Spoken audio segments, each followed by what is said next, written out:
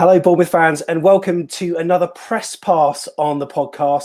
And it's the show where we talk to broadcasters and journalists who are involved in football. And the two people we have on today, well, they are no exception. Both of them having excellent knowledge of the beautiful game, but specifically some of the best names we can speak to that know the Championship inside out. But before we introduce them, though, it's time to say a big hello to Sheff Hayward. Sheff, how are you, sir?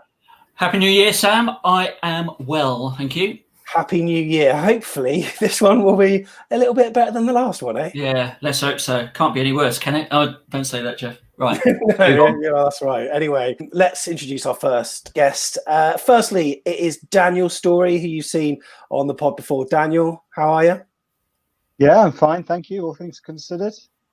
Good. So Daniel, you've seen him before, but he's a football writer and podcaster, broadcaster, whose work can often be seen on the BBC, in the iPaper, doing lots for the Premier League, the Totally Football Pod, and beyond. Also, as you'll have seen from our previous video, a dedicated Forest fan. So it'll be interesting to find out how he feels after the start of the season. Also with us, we have got Nancy Frostick. Nancy, how are you? Yeah, not bad, thank you. All good. Good. And again, a familiar face, Sheffield Wednesday writer for The Athletic. She's also penned articles for the iPaper too. Plenty of experience covering the Championship. And Nancy, I mean, it has to be you where we start. It's been a tumultuous week or so at Hillsborough, hasn't it? Yeah, I mean, Christmas, definitely not the time for job security if you're Sheffield Wednesday manager. It's just, really out of the blue.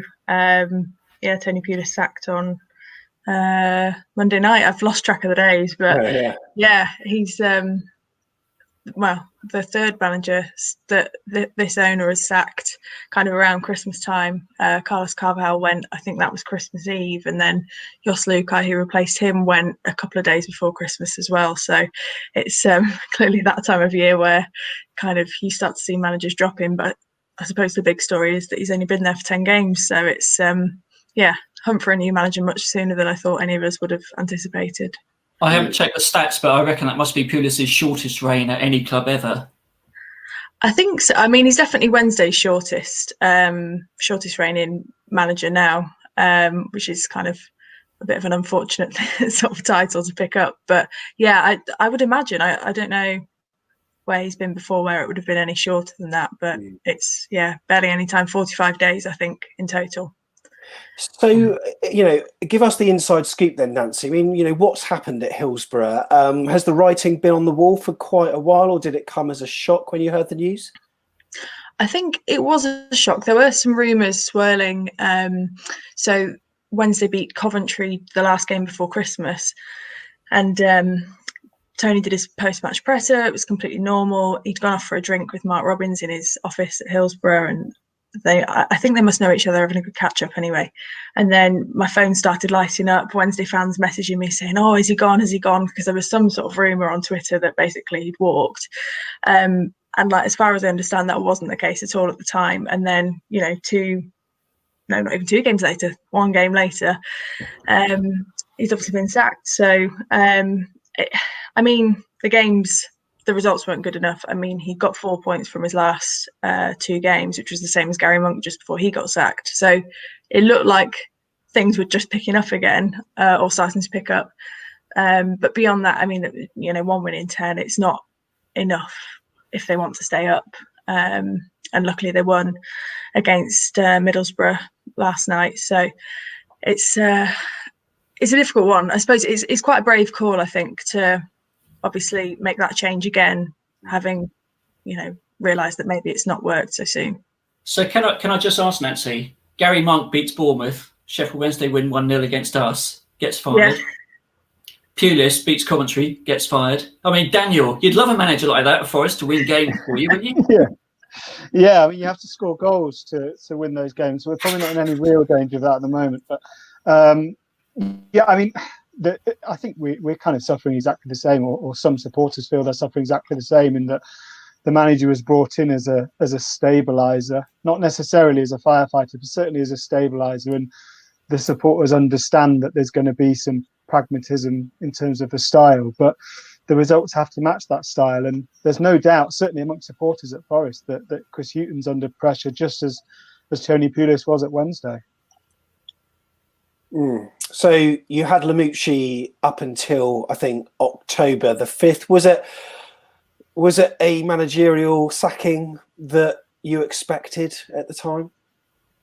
Yeah, I was always of the opinion that, well, I always thought that he would probably be sacked early season, and therefore I actually thought that it would probably have been best to kind of cut our losses in the summer and say thanks very much for that, but the run we finished the season with, we don't think will change. And Forest being Forest, they allowed him to sign 12 players in the summer and then sacked him after 4 games, which means that Chris Hughton then comes into a squad with 35 players, and he's always liked having a small squad, and it's incredibly hard to manage. You know, just down to the sheer logistics of it. You hear some of the Forest players talk, and they say that, you know, we're in a lockdown situation in East Midlands at the moment. So there were times when, you know, we weren't really training, and we were signing players that we'd never met before, and then suddenly you're thrown in a dressing room and told to play with them, and it's not easy. And the club is, you know, I think the club is at fault for that.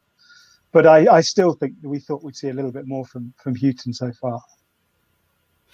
Yeah, it's interesting times. Sam, I mean, what do you think? Here's Bournemouth. We've kept faith with Jason Tyndall, and, you know, continuity is a big thing. And then we've got clubs in the Championship. I mean, I could not believe Watford sacking their manager for being 5th. I mean, well, I wouldn't say I couldn't believe it based on their form. I mean, I felt sorry for the guy because, as you say, with Ivic, they were sat in 4th position. I think they'd had a couple of bad results, not necessarily awful, but that's the sort of quick fire nature of how they do things. It's that, you know, sort of model. But yeah, we'll talk about Watford, I'm sure, because there are a few managers whose positions at the moment are maybe under a little bit of scrutiny. One thing I'm interested with Daniel especially is Harry Arter, obviously with the Bournemouth connection. How's he done for you so far? He's done okay. The fee was undisclosed, but the rumours are that Forest paid a fair amount of money for Harry Arter. In fact, he was possibly the 3rd most expensive player in the Championship this summer in terms of signed. And the reality, he doesn't play a role in which, you know, he's not a flair player. He's a gritty midfielder. We already have plenty of those. You know, we signed Jack Colback as well on pretty good money, and he's done a job in inverted commas. But he's, you know, he's another one of those that I look at the squad and think, did you really need to spend X million pounds and give X tens of £1,000s a week to a player like this when, to my mind, the squad last season just lacked a little bit of depth in key areas. It needed a winger. It needed a backup striker. It didn't need 3 more right backs and 2 more left backs and 3 more central midfielders and 2 more centre backs, which is what happened. And there's already reports of 4 of the players we signed in the summer being sold back to Greece in January. So it's that kind of mess. It did seem a surprise to me to have Harry Arter playing the number 10 role when they played at the Vitality earlier this season. I've never saw him play that for us ever. And there he is, you know, playing off your big striker. It's like, okay, understand that. Don't. No, there's been some odd tactical decisions, shall we say. It's as if there's that both Lamouchi and Hughton have got so many players that they feel, I'll say, obliged to use because, you know, there are always reports of you know, the owner wanting to be hands-on, shall we say. And it feels like they kind of have to try everything in order to force results. And yet I actually think the more we chop and change the team, the harder it is to get into a rhythm where the players get something going. And you just look at, you know, the first halves recently have been dismal. And I just think that's a case of players not really knowing how to play with each other. What about you, Nancy? What do you reckon? Who's next in the relegation saviour to come and help you escape relegation? Oh gosh, blimey! I know it's hard to say. I mean, you'd imagine. I know, like, a lot of the usual names have been linked, and obviously people that were linked before because it really wasn't that long ago. So, likes of Paul Cook and Danny Cowley again, sort of those names coming up. I wouldn't be surprised actually if this time Wednesday go a bit more inventive, maybe look to someone who's managed in Europe or further afield, just because, if I'm being brutally honest, I think it's going to be a hard sell. I don't think Eddie Howe's another name that's come up. And I mean, really, I don't necessarily see why someone like him or even Danny Cowley would take the Wednesday job, just with the situation they're in and maybe the kind of fragility of the position. So I think it might take maybe looking a bit further afield. So there's been a few sort of random names thrown in today, and tracking all those people down and kind of finding out what might be happening is a little bit difficult. But I think maybe another surprising part of them sacking Pulis is they didn't have someone lined up, and it was the same with Gary Monk. It's not like they had that. I think with Forest, wasn't it, very quick turnaround between Lamucci and Hughton. So it's not like that at all. And I think you see it at Derby, where they're kind of in this weird limbo with Wayne Rooney, and they've got to take over maybe. And will they stick with Rooney or will they get someone else? Well, Wednesday are in a similar position. They play Derby on Friday. That's a massive game for the bottom end of the table. And you just think, Neil Thompson was a caretaker manager. He was a first team coach under Gary Monk as well, and has sort of stayed on through both. And he did a good job with them. I don't think they'll stick with him, but if he can get another win against Derby, then you wonder if there's some sort of rolling limbo like with Wayne Rooney. So he's less of a name, but he knows the players, which was a problem that Pulis kind of owned up to in a few presses, was basically that he didn't know the players that well, and so he was chopping and changing quite a lot, and their injuries, and he's playing Kadeem Harris, who's probably Wednesday's best winger as a striker, and things like that. And it was just a bit forced in some areas where you could see they were struggling a bit. But it'd be interesting. It's interesting hearing Eddie Howe's name mentioned, because Jeff, I think we all know that Eddie Howe gets a nosebleed any more north than Oxford, doesn't he? So whether he'll take up that position, I don't know. And judging by what he said on Sky's Monday Night Football, he almost seems to be very choosy and not desperate to go into management. Unlike, you could say, some appointments like, I don't know, Sam Allardyce for West Brom, another one of these managers that is consistently on the merry-go-round. That's another, very, well, it is a surprise, but it's also not a surprise. And, you just wonder how many more clubs have managers like Tony Pulis got left in them. I would just say, I think, Nancy, it's got to be Nigel Pearson, hasn't it, for you? The fans would love to see it, to be fair. Although I think he's said before, basically, that because of his association with Wednesday, he'd maybe be reluctant, and like, he lives in the city, and I think that maybe is a factor for him. So whether this is the right time, I mean, it would be great stuff for Wednesday, because he's a solid manager. He knows what he's doing in the Championship, and there's that emotional bond, which I think would immediately really kind of win a lot of the fans round, because they've, understandably not got a lot to be too pleased with at the moment.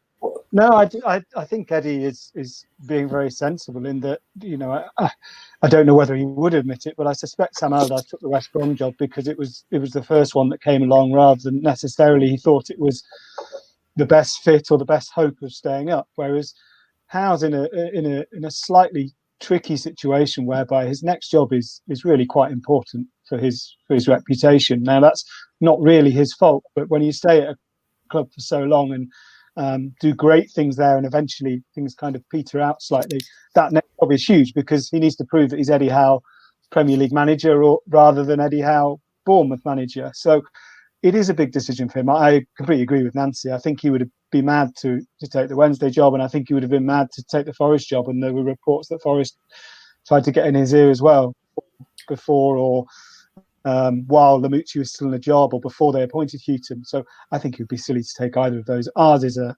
short-term spot. There's a running joke about a sign at the club training ground where the manager's space park says short-term parking only, and that's about right. Short stay, yeah. Yeah, he could have taken the Forest job and then got a Premier League job the following June, because he wouldn't have lasted long at our place, because no one does. But I think, with regards to Eddie, I think that it's either going to be a big championship club, or it has to be a Premier League side, or some people have maybe said maybe a job within the England setup somehow. But I'm not too sure kind of what he'll do next. Now, we spoke about Sam Allardyce, and we've mentioned Nigel Pearson, and I think Alan Pardew probably falls into this mould as well. Chris Hughton, probably not quite one of the mainstays of the managerial merry-go-round, but he's getting to that stage. So when his name was announced, Daniel, how did you feel? And have you seen any improvements under his regime so far? Precious few, if we're being brutally honest. I mean, there have been improvements, but Sabri Dimitri was sacked for a reason. So if you sack a man because you are, the job he is doing is deemed completely unacceptable. So you would hope for a surge in the right direction, which hasn't really come since his first game when we won at Blackburn. My doubts with Hughton, he's a good man. I think he's a good manager. My doubts is that he is the best manager he can be when he's at a club where everything is pointing in the right direction, where the squad is small, where the nucleus of senior players is small, i.e. the Brighton job. And there could not be two more different clubs in the top two divisions than Brighton and Forest at the moment, because one is a club that's on the up with a small squad, with a chairman and owner. Everyone is on board with each other, and Forest, to my mind, as a fan as well as a writer, feel like the opposite. And I said before we started recording, my worry was that Hughton would get dragged down by Forest quicker than he could drag them up, and sadly, I kind of stick by that. So then, which teams have really surprised you this season? I mean, you've seen a lot of Championship football as we have, and the first show, none of us had seen any of it, so it's all guesswork. But Nancy, who's really surprised you in a positive way this season? I mean, I would quickly say a word for Forest, only because they beat Wednesday, which wasn't a surprise because Wednesday just couldn't win at that point. But they looked a lot better than I was expecting for their league position. So, and then kind of conversely, when Wednesday won against Coventry, they were a lot worse than I was expecting them to be. It might have just been conditions in the day, but it just was two very middling to poor Championship teams playing against each other, which maybe why Wednesday snuck that one. But Blackburn, I think, have been pretty solid this year. Whether or not they'll go all the way, I don't know. But and Norwich is probably expected. They're not a surprise package, but I think they're. Yeah. I don't know about you, Sam, but I thought Derby looked pretty good when they came to our place and we scraped a 1-1 in the final minute, and I can't believe that they are where they are. It's funny, there are certain matches this season where you're looking and you're thinking you got a draw, and then you compare them to other teams, and you'll see that then a team like, say, Barnsley, for instance, not saying they did, but they'll somehow get a result against Derby, and then Derby will go on to lose to one of our our promotion rivals, and so it's so hard to gauge, and there is so much unpredictability in the Championship, and not least, Jeff, one of the people in this chat here today thought that Reading would have a stinker this season, didn't they? I think someone tipped them for relegation, I think, when they were on the show in the summer. Do you want to talk about that, Daniel? Yeah, I mean, they started the season absolutely brilliantly. They have now dropped down to closer to their mean, I think. The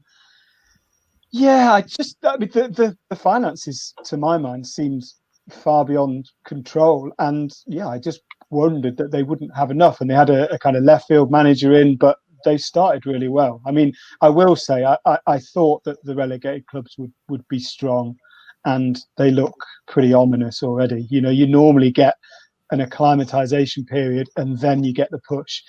It feels like with all three of them that, I mean, I know Watford have sacked a manager, but that when they're fifth shows their ambitions, and it does feel a little bit ominous for the rest of the Championship, bar Brentford, who were, to all intents and purposes, playing Premier League football last season in the Championship for 4 or 5 months. So, I think it's those four. I think will be the top four. The team that surprised me most, other than Reading, is Swansea.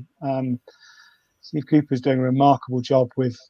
It feels like he's used spit and sawdust to make a a pretty effective Championship team, which is a huge boost for him and them, because I didn't think they would be top 6 already.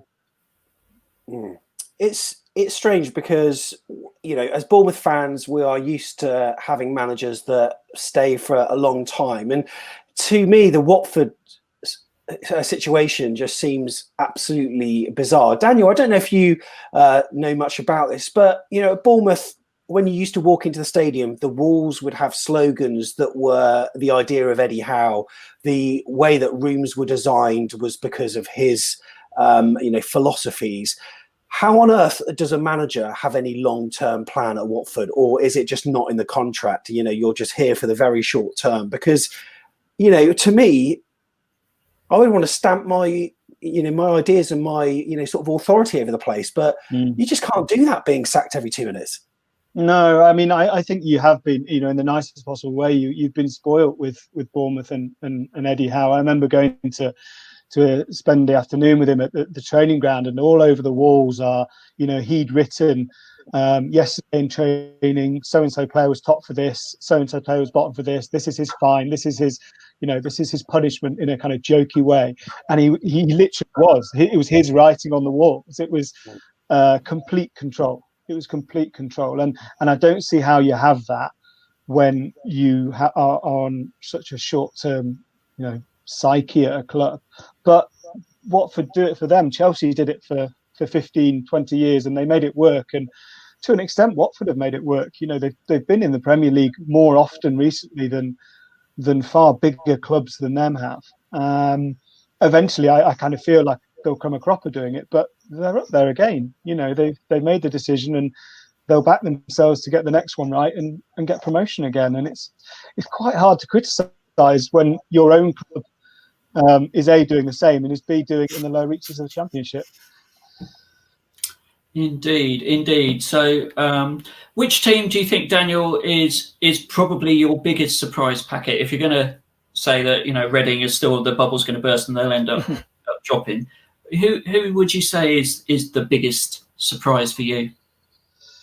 The team, to slightly rephrase it maybe, but the team I respect them doing what they're doing are Preston, who always seem to. I look at the squad at the start of every season and I think, I sort of wince a bit and think there's just not enough there, and yet they always seem to punch above their weight. They're always there or thereabouts playoff wise. They went on a poor run recently, and now they've won 3 in a row again. So Preston are the ones that they, to me, epitomise a Championship, because they'll go and lose to the team bottom of the league, and then they'll go and outplay a team towards the top. And I really like what they do. They're a family club. They run it nice. They run it well, and they kind of believe in what they're doing. Again, they're the kind of antithesis to my own club. I'd say they were the second best team we've played so far. I think Brentford have been the best, but Preston I was really impressed by. And I mean, they got a terrific result against Brentford. They beat them 4-2, didn't they? 5-2, 4-2. What about you? What do you think, Nancy, in terms of the relegation battle? I mean, how is it down there? Are teams sort of scrapping away for points already, or is there anyone playing decent football? Yeah, it's weird because obviously, like, you asked me there about surprise packages and stuff, and I must admit, like, I've not looked above 17th for a long time, just because there's been no need for me to look there. So to be honest, it's just like, it's almost irrelevant what's going on up there. So I forgot about Swansea, which is a great shout. But I'll be honest, I think, the clubs that are down there, obviously Wednesday are down there because of points deduction as well as not playing very well. But I think it's probably justified. Maybe Rotherham can maybe feel a little hard done by. I think they're quite plucky with how they play. But, I guess the size of the club and maybe the amount of investment they can get is always going to be like a struggle, which is where I would probably say actually Barnsley have been impressive for me, like looking South Yorkshire, the way they run, like their philosophy, young players, and they've managed to replace one good manager with another really impressive manager. So like I've been quite impressed by, again, the contrast with maybe the way Wednesday have gone about things. And, it's a model that we haven't seen too often in the Championship, apart from maybe at Brentford.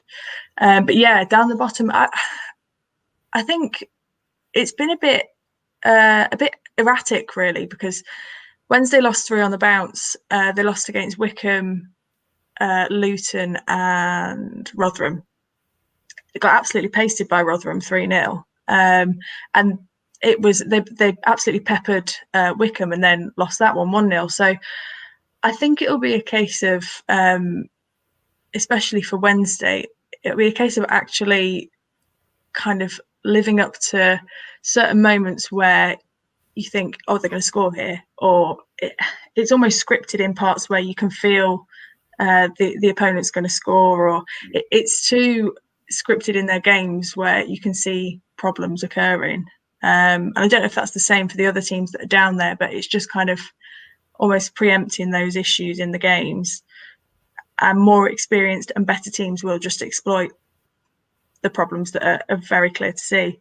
And January will be pretty important in that. So I think a lot will probably hang, especially for those teams down the bottom, on who they can get in January, because it's been such a struggle really to spend any money or even pick up free agents with wages and stuff.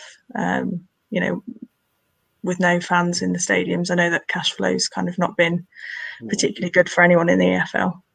We've had, out of the teams that we've played in the bottom 6, we've only had 2 victories, and those were against Nottingham Forest at home, and then we scraped to a 1-0 win over Wycombe. But yeah, Sheffield Wednesday, we were outdone there by that penalty and Steve Cook being sent off. It was a scrappy 2-2 at Rotherham. It was a draw at home to QPR.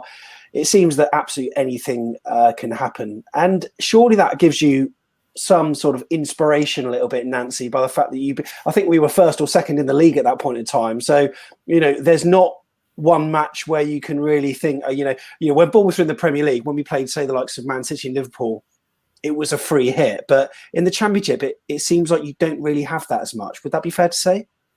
Yeah, I think so. And I thought, to be honest, that win over Bournemouth, I thought that would have saved Gary Monkey's job.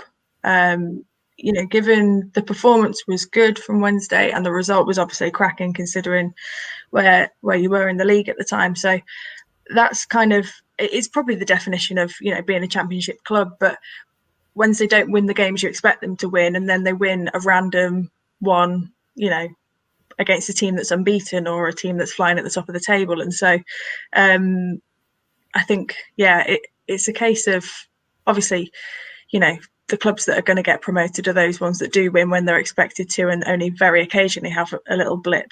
Whereas for teams like Wednesday, more often than not, it's a blip and occasionally a surprise. So, they're probably true to form for having been in the Championship for as long as they have. But they're going to have to seriously sort of pick up some points pretty soon, given where we are, if they're going to avoid going down, I think.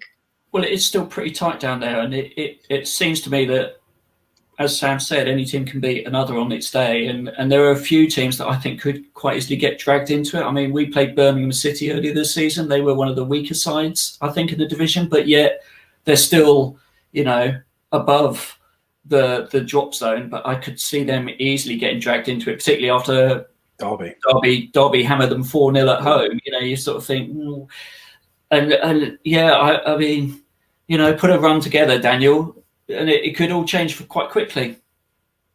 Yeah, it could. I mean, the two who sit outside at the moment, who I think could be dragged in, are Birmingham, as you say, and Coventry, who I kind of thought I'd see better things from. I think the football, they try and play football in the right way. They play football, and it really worked in Leagues 2 and 1. It hasn't really worked this season. So they potentially could get in. I don't suspect they'll have much money to spend in January.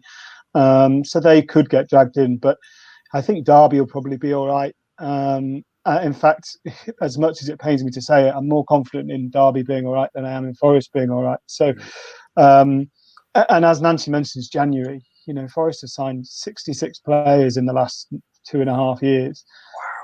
Which is just a monstrous turnover. So whatever happens, I'm sure there'll be a few more coming in January. And while other clubs need things in January, Forest need to just do nothing in January, and that's the last thing they'll do. So. Nancy, I've got to quickly ask you, What's the atmosphere like in Sheffield at the moment? With you, you're rooted, well, not rooted, you're 23rd at the moment, but, you know, United not doing particularly well, one of the worst starts by a Premier League side in a long time.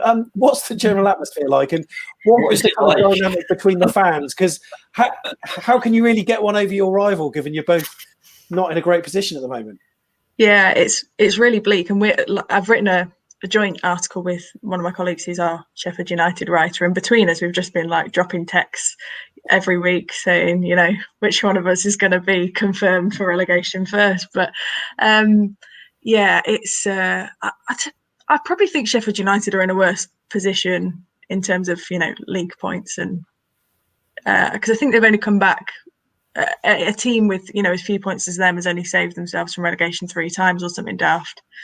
So I don't know if that means a lot, or, you know, if that'll be inspiration for them. But yeah, the picture generally, it's just a bit grim. I think it's never happened where both of them have been relegated in the same season, as far as I'm aware. So I think, you know, where Wednesday fans were coming under a bit of, you know, coming in for a bit of stick on social media the other night when they sacked Pulis, it only lasted for about 12 hours because then United lost again, and so, you know, they could get one back on them across the city. So it's kind of yeah, it's a really weird scenario, especially because, you know, United have done so well, and no one from a Wednesday perspective would argue with that, and would argue with the brilliant job that Chris Wilder's done. So yeah, it's probably the most miserable city in footballing wise, and football is such a big deal in Sheffield. Like, you know, on Derby Day, everything just stops. So I wouldn't mind seeing that come back next year. If Wednesday stay up and United come down, it's a fantastic event. So yeah. Meanwhile, Derby and Forest are competing for the best run club in the East Midlands award this season, aren't they, Daniel? Yeah, they well, their takeover. They're waiting for Godot takeover that never quite seems to come off, but we keep being told is 2 or 3 days away. Lingers on. Forest obviously have their own owner who, I mean, I can't imagine is particularly enamoured with how things are going. You know, they did an awful lot off the pitch to start with, but this guy owns Olympiakos in Greece, and they're used to winning the Greek league every season, and his idea was Premier League football within 2 or 3 years, and it's not happened, and it's not going to happen. You know, we're more likely to be in League One next year than the Premier League, let's be honest. You know, you speak about Derby being the rivals. Can you just give me a quick insight, because I don't know much about Nottingham, but Notts County, have they ever really been a rival, or is it a case of being this sort of younger brother, or what? Yeah, now there really isn't a rivalry because of the gap. I mean, there was in the early 90s. I think 91, 92 was the last season they were both in the same league, which because Notts County got relegated the year before the Premier League was inaugurated. But I mean, you know, going back a decade, you know, before I was born, it was quite normal for fans to have, you know, older fans to have tickets to both home season tickets to both clubs and go along to watch Notts one weekend and watch Forest the next weekend. Whereas the Forest Derby rivalry is kind of, it's obviously an intercity rivalry, but also is clearly laced with Brian Clough history as well. Yeah. So there's a lot more. I mean, Forest fans will tell you there's a bigger rivalry with Sheffield United than there is with Notts County. So yeah, it's a kind of like you say, almost familial relationship with Notts. But when they play each other, there is still a rivalry, but it's slightly manufactured.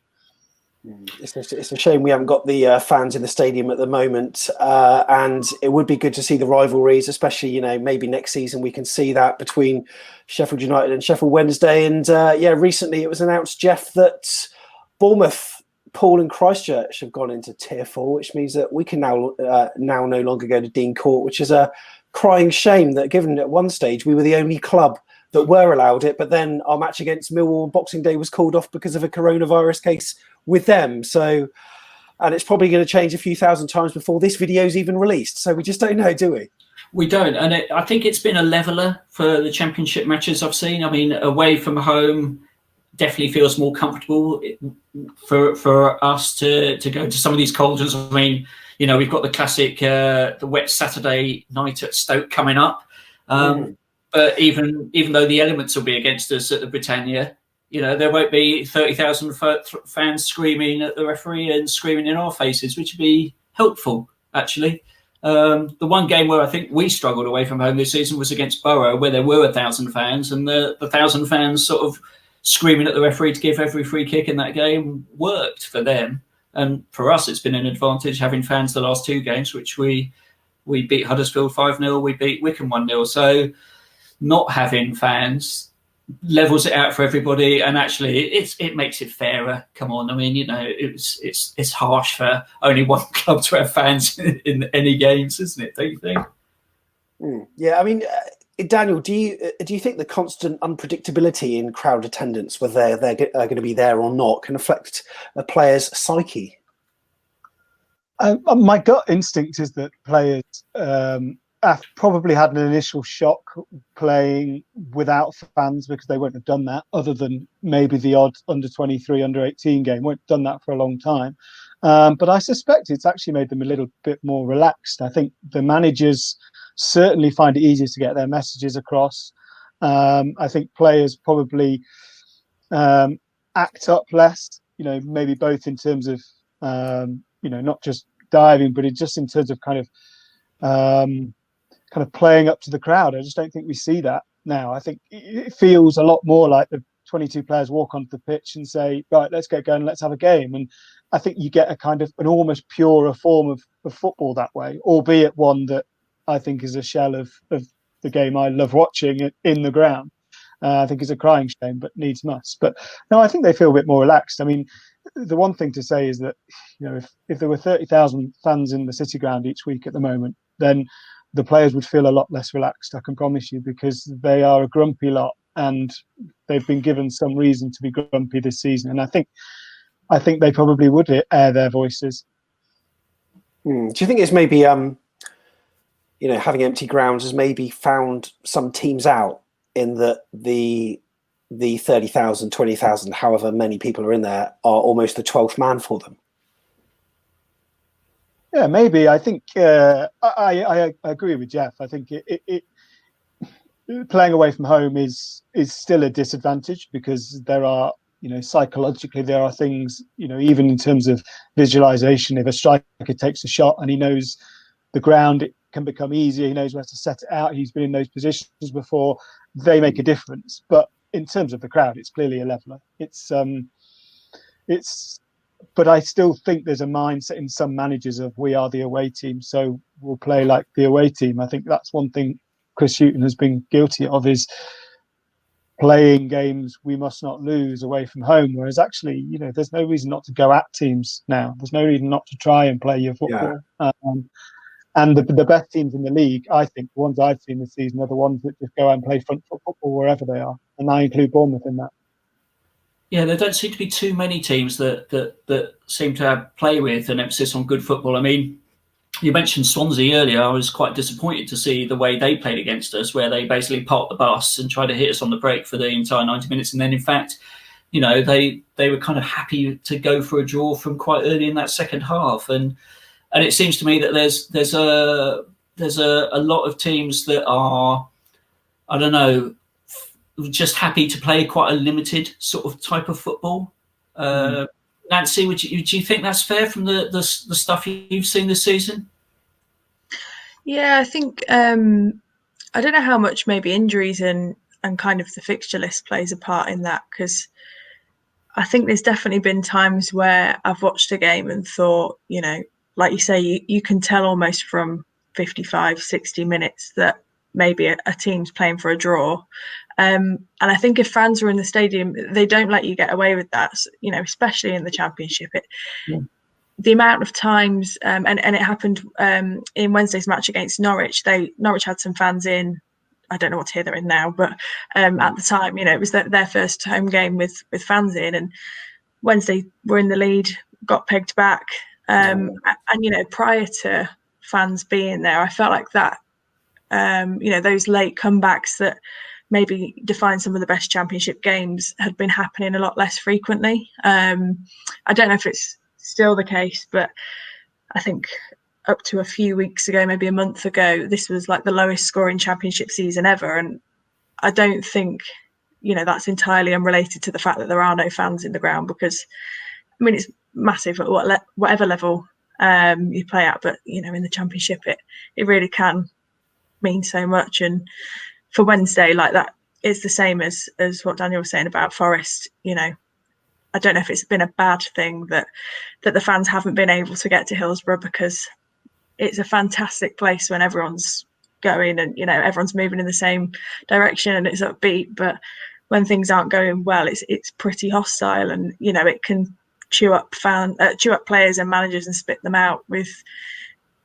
little concern for how they might feel about that. So it's kind of, I think it's been quite good for Wednesday at some points this season to just be able to kind of regroup and not worry about 20,000 people being ready to, bellow and boo whenever a pass doesn't quite make it or it goes out.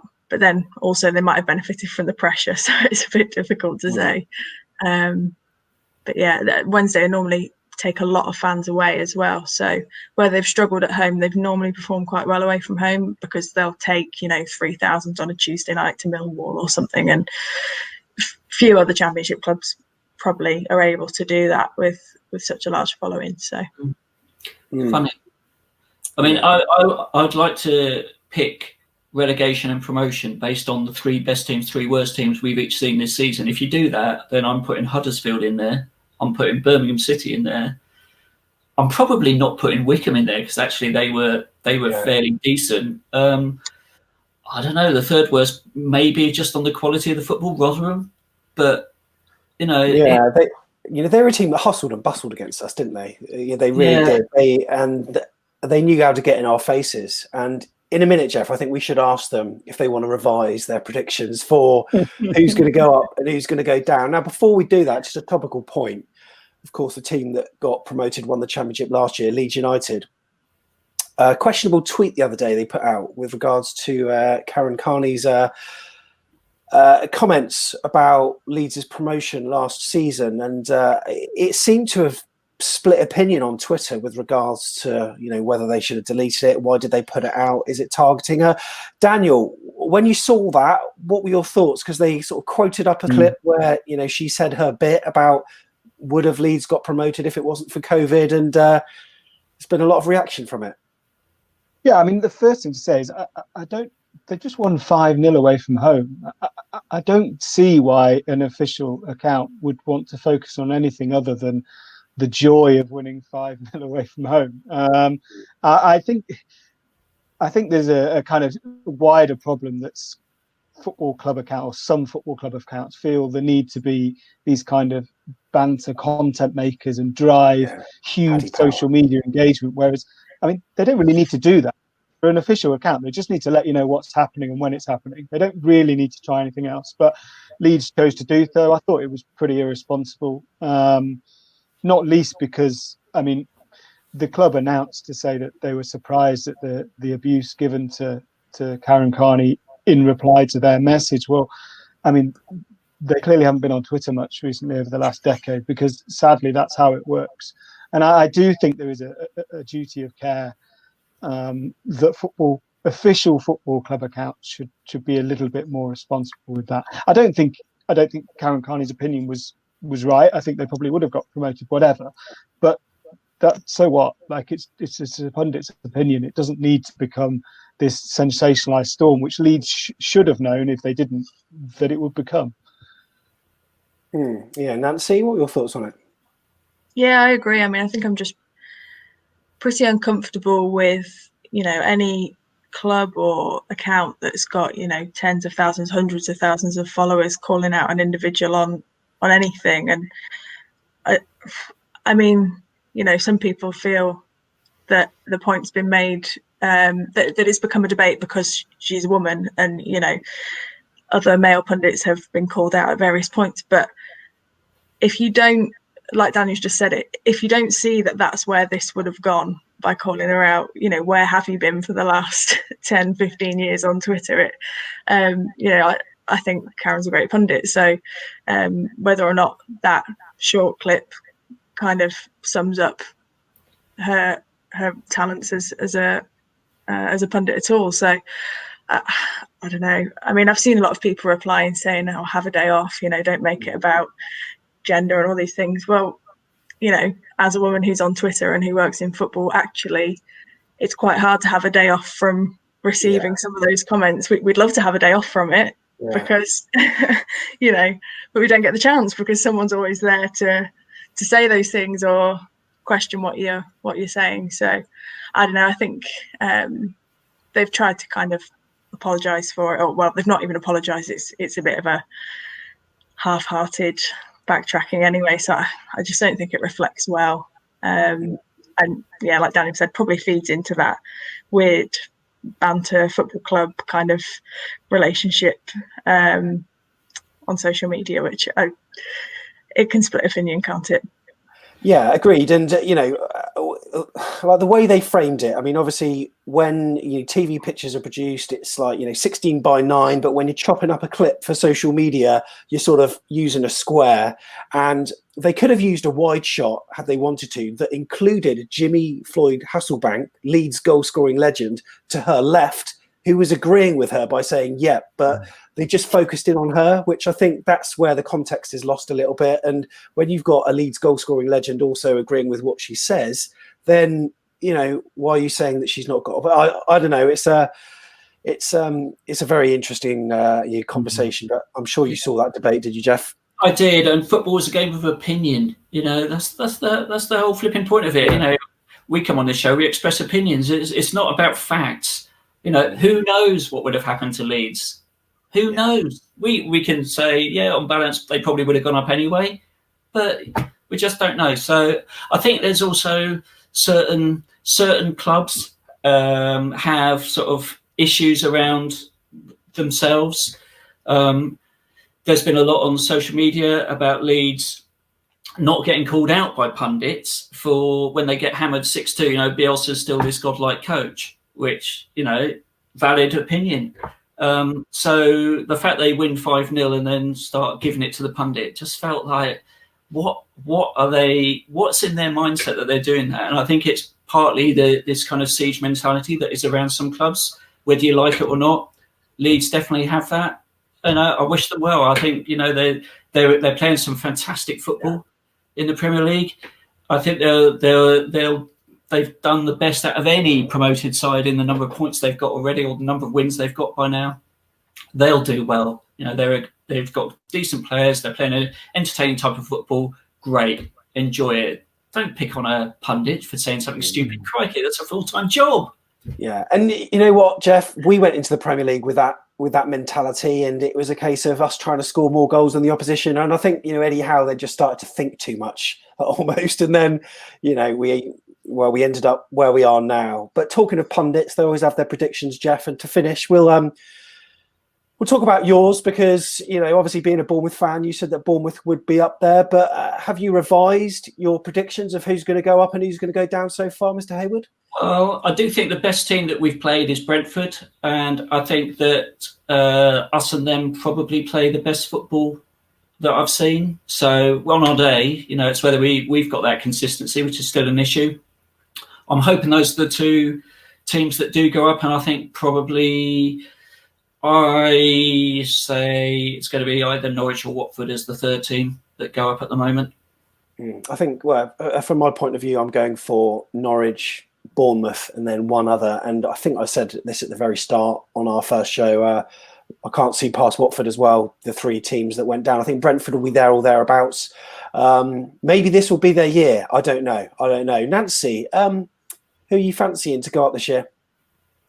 I'm going to go for Norwich, Brentford, and then I'll say Bournemouth as well. Yeah, I can't remember if you asked this before and what I said at that time, but I think, like you say about the relegated clubs, all strong, and then I just think, I don't know, Brentford have been playing such good football for a good few seasons now that I'm probably speaking just as a championship neutral, maybe.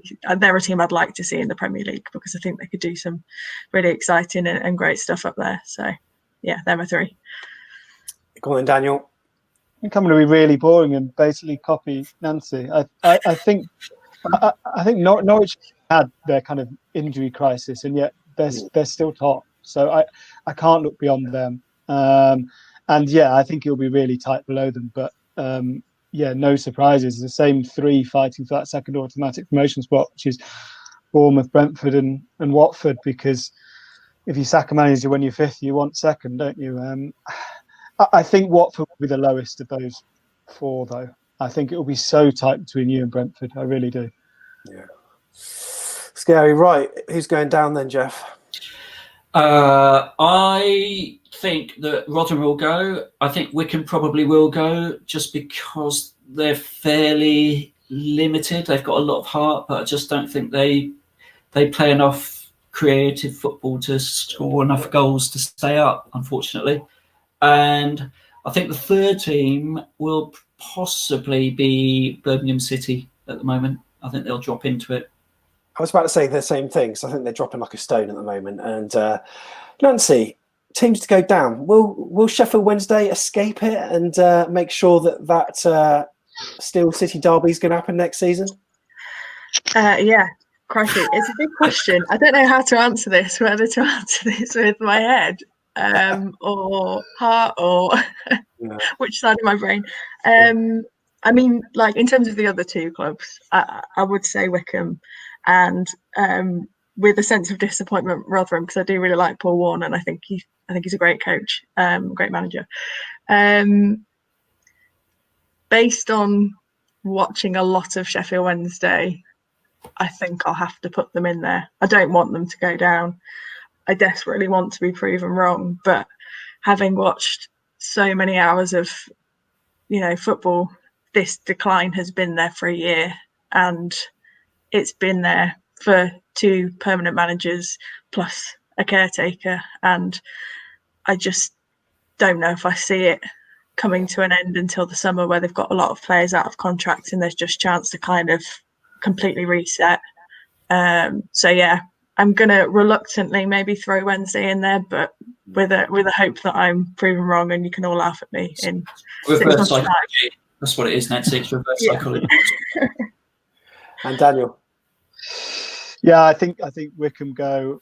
I think Sheffield Wednesday probably go, and then I mean I don't say with any great confidence that I think Forest will stay up, but I just think if they get themselves in proper trouble, then they'll probably sack another manager. So that might be their only saving grace. So then it's probably between Birmingham, Coventry, and Rotherham, which again I think it'll be tight. I think Coventry probably just have enough, but I would like to see Rotherham stay up. But I'd probably go for them. Can I just ask that, actually, Daniel, on that point, who's going to be the next club to sack a manager? Wednesday, Forest, or Watford? Forest, 100%. Wednesday agree to that. I mean, yeah, we've only made one managerial change this season, so watch this space. Brilliant. Well, guys, it's been absolutely fantastic to have you on. Happy New Year to you both. Nancy, whereabouts can people see your work? On The Athletic, or if you want to look me up on Twitter, I'm at Nancy Frostick. Very boring and straightforward. It should all be there, all your Wednesday stuff. Brilliant. And also, Daniel, whereabouts can people see what you do? Yeah, on the Eye newspaper and Totally Football Show every Sunday. Brilliant. Thank you very much for coming on. Really appreciate it. Thanks for having us. And also, Jeff, hopefully we can get things going again against Stoke City on the 2nd, live on Sky. It puts the pressure on, doesn't it, that loss at Brentford? It does a bit. Be interesting to see how we respond. And looking forward to the second half of the season. Yeah, fingers crossed. Well, that's it. Anyway, thank you again for watching. Remember to like this video and press subscribe. We'll see you on the free-for-all after the Stoke City match. Fingers crossed, it'll be 3 points to Bournemouth. We'll see you in the next video.